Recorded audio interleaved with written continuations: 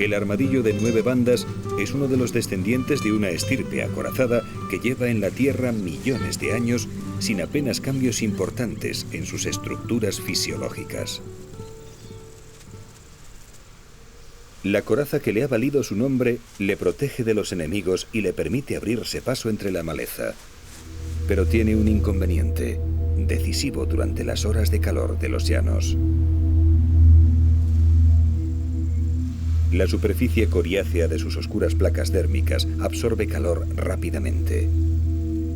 En cuanto el sol empieza a calentar, el armadillo sufre el sofocante sobrecalentamiento de sus escudos protectores y debe buscar refugio bajo tierra.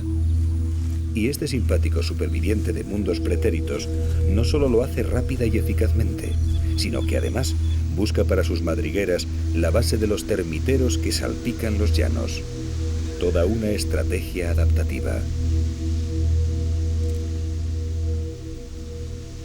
Estas estructuras terrosas ofrecen al armadillo dos grandes ventajas.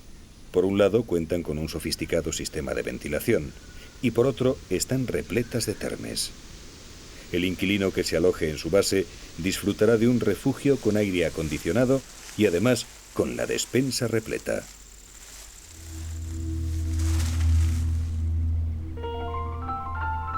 Para nuestra tortuga, el sol se va convirtiendo paulatinamente en un apremio. Su fisiología de reptil le ayuda a soportar el calor, pero se siente desorientada en este mundo seco y sofocante. Por fin, una brisa que trae los olores del agua le marca un rumbo, y a paso lento y paciente se interna en los bajíos donde el agua que dejaron las lluvias aún alimenta los últimos verdes del llano.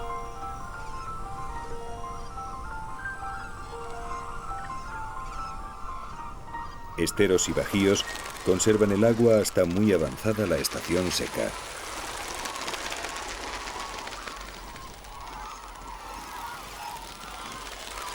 El suelo de los llanos es de arcilla gruesa, y esto se convierte en la piedra angular que hace posible que un lugar de condiciones tan duras cuente con una biodiversidad increíble. Porque la arcilla impide que el agua se drene y, en consecuencia, el suelo se encharca. Para los animales del llano, la región inundada supone un alivio ante el calor creciente. Mientras el sol va paralizando la vida en las praderas, la fauna llanera se congrega aquí en busca de refresco y comida.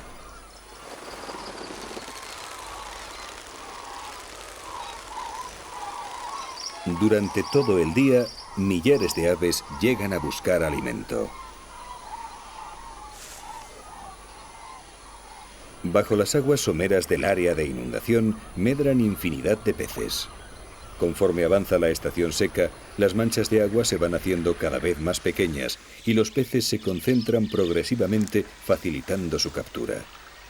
Esto convierte las charcas en una ajetreada congregación de pescadores.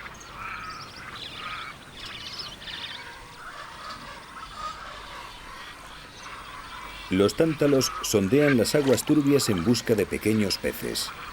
Mueven sus picos extraordinariamente especializados de un lado a otro hasta encontrar sus presas, peces de entre 3 y 5 centímetros. Si tocan un alga, una rama o un pez de diferente tamaño, los tántalos siguen su pesca sin inmutarse. Pero si el pico roza uno de los peces que buscan, se cerrará atrapándolo en 25 milésimas de segundo.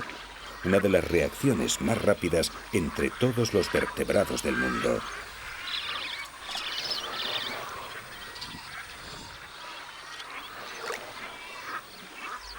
Ibis escarlata, espátulas, patos y garcetas, tántalos americanos. Cada uno utiliza una técnica distinta, busca una presa distinta y cuenta con una herramienta, el pico, de forma distinta.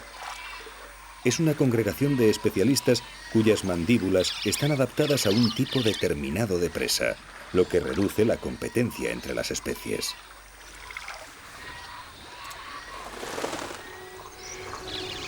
También desde el aire hay un pico que puede rasgar el agua en busca de peces superficiales, y este es el del pico tijera.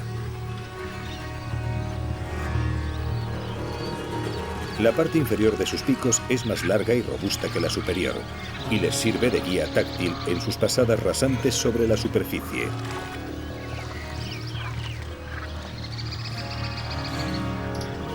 Como les sucedía a los tántalos, los picotijeras son selectivos y no cerrarán el pico salvo que toque un pez asequible a su tamaño.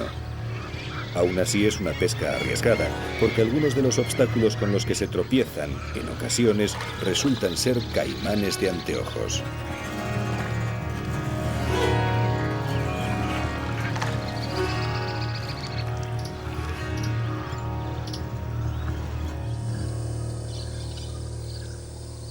Las masas de agua de la cuenca del Orinoco suelen aparecer cubiertas de un brillante manto verde.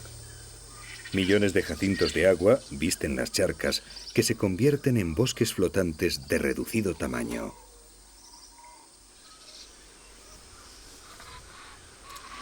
Por debajo del agua, los jacintos forman una intrincada red, un laberinto que enmaraña el agua. Flotando sobre el tallo engrosado de sus hojas basales, los jacintos extienden sus raíces hasta unirlas con las de las plantas vecinas, de tal forma que llegan a cerrar completamente la superficie de las charcas, impidiendo la entrada de la luz solar y el intercambio gaseoso del agua. Esto podría resultar mortal para la fauna y flora de los caños. Pero los llanos cuentan con un poderoso ejército de comedores de bora, como aquí se conoce a los jacintos, que despejan el agua con incansable glotonería.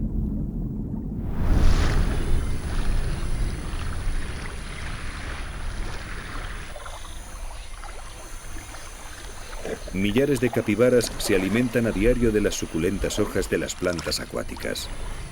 Estos poderosos roedores, los mayores del mundo, llevan una vida anfibia entre las cálidas orillas despejadas y esta gigantesca sopa de verdura donde encuentran alimento, protección y alivio contra el sol implacable. Para conseguir dominar este mundo acuático, las capibaras han adquirido importantes adaptaciones fisiológicas a lo largo de millones de años de evolución. Son el arsenal para vencer el agua, unas patas con dedos palmeados para nadar y bucear, y unos ojos, orificios nasales y orejas situados en la parte superior de la cabeza, de forma que pueden recibir toda la información de la superficie que las rodea mientras se encuentran sumergidas.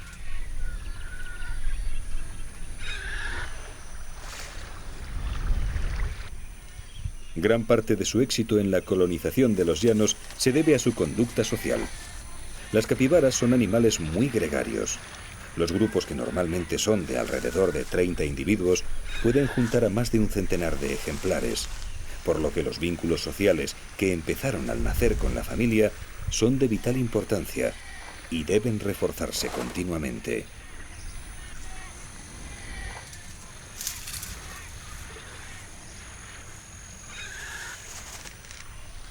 A la hora de reproducirse, las capibaras buscan el agua. En tierra son más vulnerables, así que cuando llega el delicado momento de aparearse, el macho sigue a la hembra al interior de una charca somera y bajo la protección del agua se producen las cópulas.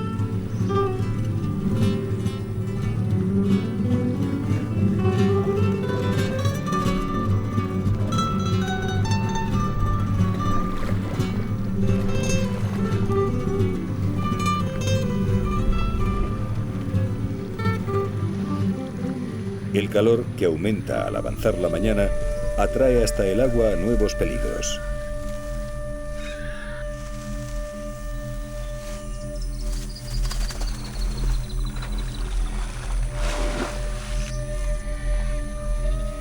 Una anaconda se acerca hasta la charca de las capibaras. Es una adulta de más de 4 metros y su vida ya no es tan acuática como lo fue en las primeras etapas de su vida, cuando se alimentaba de ranas y pececillos. Pero cuando el calor aprieta en el llano, vuelve a su antiguo feudo. Sabe que ahora tiene la fuerza suficiente para atrapar presas mayores y silenciosamente mueve sus poderosos anillos hasta sumergirse en el agua.